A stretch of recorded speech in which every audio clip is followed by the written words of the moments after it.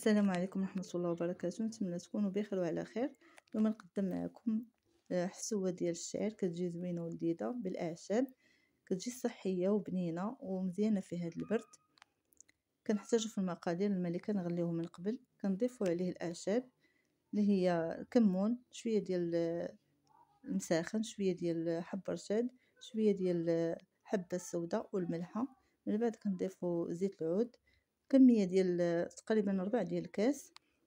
من بعد كنضيفو حبة ديال البصلة محكوكة، كنضيفو البلبولة. وانا ضفت واحد الاضافة اخرى هي النافع اللي خويت عليه الماء طيب، خليته تطلق وصفيته وضفته.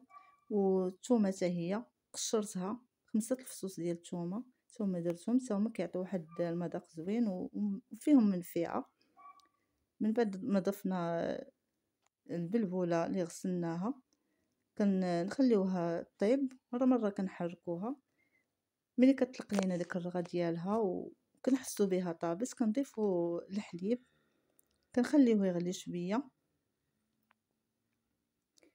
من بعد كنضيفو الزعتر، كنخليوه هو الاخر، كنطيبوش مع الحسوه باش تبقى الفوائد ديالو وكيعطي المذاق ديالو زوين.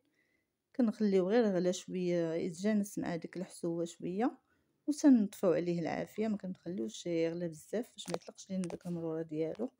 صافي، وهذه هي الحسوه ديالنا واجده، كتجي زوينه ولذيذه، ونتمنى تجربوها وتعجبكم.